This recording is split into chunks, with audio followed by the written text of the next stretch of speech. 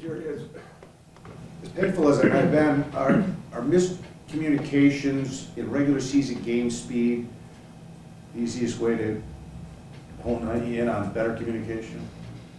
I mean, to me, I think anytime you're in a real game speed, that helps you play, against your competition, stuff like that. And when you're doing that, you get the kinks out, you get all those things out. And, being our first outing, you don't like the outcome, especially going against a really good football team and good players. So it happened, and, we got to get ready for this week because they got some good football players too. When you look back, was that the chief culprit for some of the breakdowns y'all had in the secondary, just miscommunication, or was there other stuff that popped up? No, I don't think it was miscommunication. It's just guys just gotta, we gotta do a better job. I gotta do a better job of getting those guys ready for game speed. And it's a little bit different when you're doing it in practice than you're doing it out on the football field.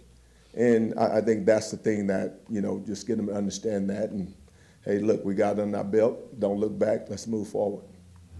Jerry, it's a veteran group, and I think, we watched you guys shut down Rodgers and those guys at camp, and shut down the Saints for 2 days.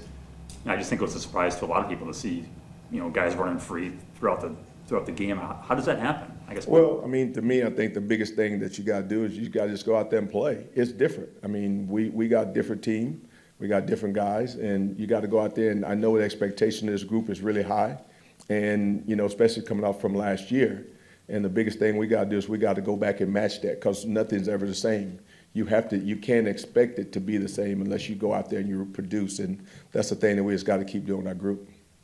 Jair did not make it, he made it clear that he wanted to kind of be on Jefferson the whole time.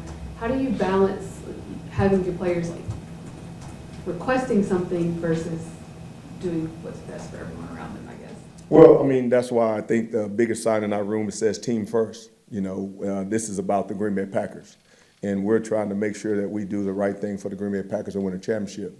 And Jair's a very competitive guy, and we want our competitive guys. We want everybody to be competitive. You look in that room and you say, okay, Rasul Douglas, he led our team in interceptions last year. And so is Rasul Douglas able to be on Jefferson? Eric Stokes led the team in PBUs last year. Is he able to be on Rasul Douglas? On Jefferson. So when you look at that, we got 3 really good corners. And our job is to make sure we put the Green Bay Packers in the best position to win the football game. Yes, good. Jerry, some of the, when you have maybe I guess there was a communication here on the 5-yard Justin Jefferson where he's in motion on that touchdown, and Adrian and Stokes don't play it right. Do you, at this point, then overemphasize it? Even if you think the guy knows what he's going to do, go ahead and tell him, I got this and you got that? Well, of course. Anytime you're in football, communication is probably the first thing you do. I'm a firm believer that the play call starts to play and the players finish the play. We have to be able to give them the freedom to go out there and play plays. And, that's what you have to do as a football player. Just playing this league for 9 years, you got to be on the same page. I don't care how elaborate, how simple you are. If you're on the same page, you make a lot of plays. And that's the thing that we got to make sure that we clean up, especially myself, make sure that this is what we want done, and we're going to get it done, and then we're ready to move on. I don't want to look back at Minnesota. We'll get them when they come here, but I'm getting ready to get on Chicago.